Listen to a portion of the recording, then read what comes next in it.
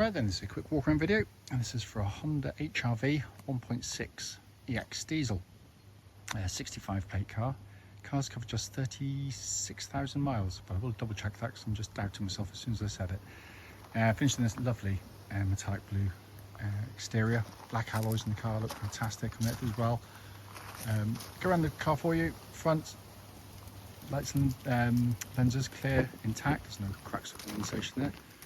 Bonnet very clean indeed. There's no obvious stone chips that jump out at me.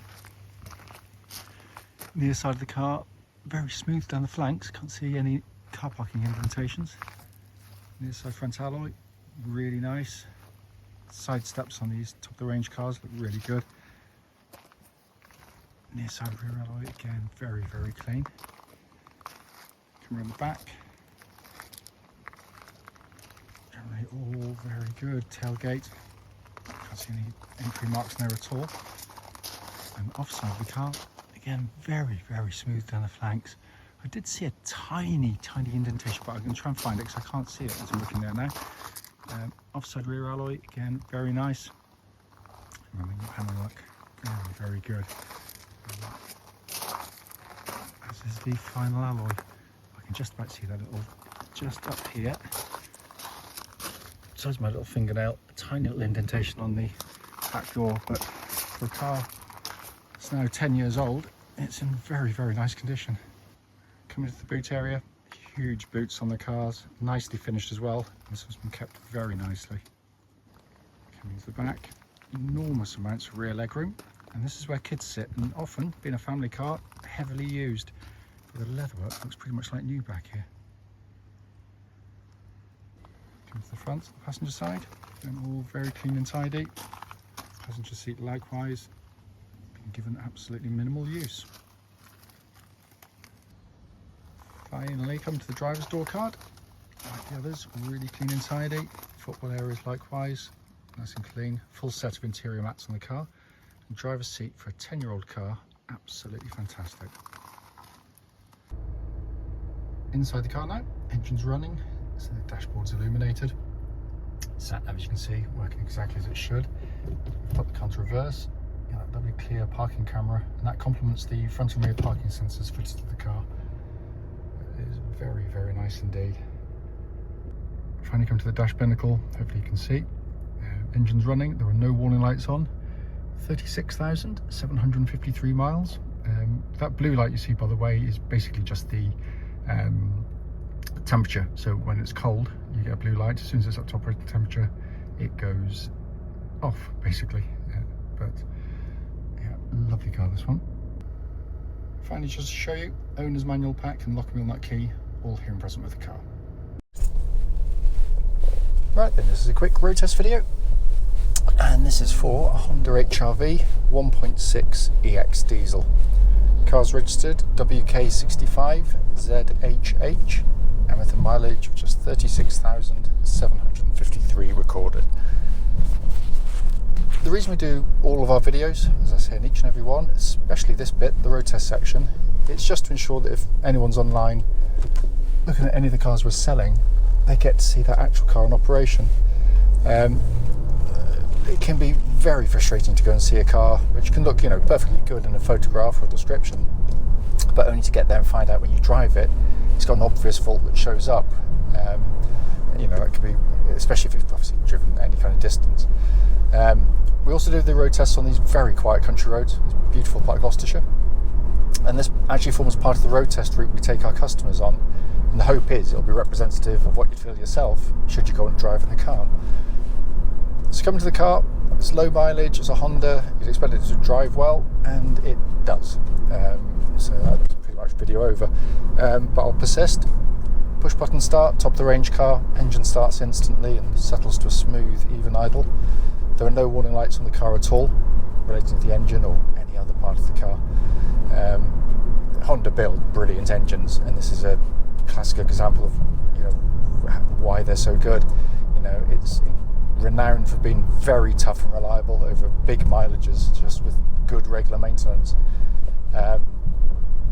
It's got a timing chain, there's no cam belts to have to worry about, but more than that, it's just actually how it drives. It's on the move, obviously it's a diesel at low speed, but on the move it's very, very smooth and refined.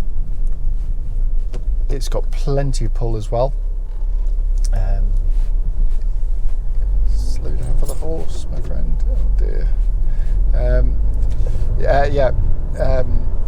You get in, you put your foot down, it picks up and goes. Plenty of urge. It's got quite a nice broad power band as well, unlike a lot of competitors where you've got narrow power bands, so you're up and down the gears the whole time. And of course it's very, very economical. Engine feeds through into the clutch and gearbox. Clutch in the car, nice and smooth. Bike point's exactly where it's meant to be, which you should expect with such a low mileage. And then you've got one of the nicest gearboxes you're going to use in any car. It's got a lovely, short, snappy, sporty actually feel. So the actual change itself, lovely gear selections. It's just so nice to change gear with a gearbox like this. Pardon me. And that feels exactly as it would have done when it was new. Moving on to the steering and chassis of the car, HR-Vs are renowned for being just very, very nice cars to drive. It's what I've always liked about them is this, even though it rides comfortably, it's got an agility, a keenness to the chassis. So those that enjoy their driving can still get something out of the car. But for those just wanting family transport and comfortable one, it does it brilliantly. It's very, very smooth riding. The steering is very nicely weighted. It's got weight to it rather than just being sort of over light and sort of devoid of feel. It's reasonably quick, but it's very, very accurate. Where you go, pointers exactly where the car follows faithfully. Suspension, which as I said, just gives us a very well damped ride. Shows no rattles, no clonks, anything from underneath the car. Steering likewise, tracks absolutely dead straight without any vibrations at this speed or any speed up to the legal limit. It's just a really nice car. I mean, they're not meant to be sporty, not pretending to be sporty, but it's an enjoyable car to drive is the best way to describe it. I'll do the brakes in a second, but I've got someone directly behind me, so I don't want to do that now. I know they're very good. There's no pulsing or vibrations coming back through the brake pedals, so all in good order there.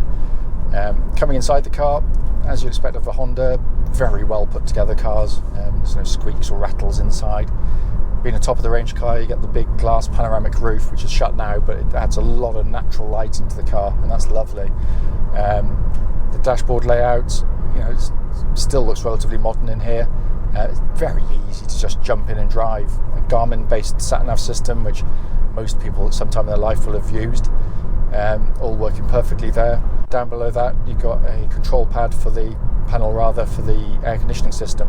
And it's a dual zone climate control system. That basically means you can have different temperatures side to side if you want. And that pumps out absolutely ice cold air, by the way. Likewise, heated seats built into the panel there, just touch those, all working absolutely perfectly.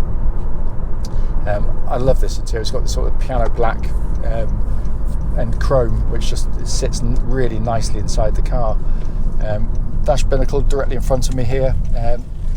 Again, Honda do these things very well. It's just simple gauges, lovely. Just take the information in. They almost seem like they're floating in there, in almost like in a 3D way. And you've got a little. If I press the Econ button, I can make it go to. It looks to different colours for the sort of the ring that goes around the speedo, and when you drive economically, it turns green. Or you turn it off, but you can change that colour to suit basically. Then finally, you got this lovely leather-bound steering wheel to finish it all off. It's low mileage. It's going to be a good condition in here, and it's in lovely condition. That's, by the way, a little warning light that comes on at 50 miles an hour. You can turn those off. It's like a speed alarm. I hate them. They always make me jump out my skin when I hear them. The brakes should have done that. Yeah, absolutely fine. They're powerful. There's no pulsing at all from them. But as I said at the start of the video, it is only a brief one. It's just show the car operating, but to feedback any issues, of which there's absolutely nothing at all. The car drives simply beautifully.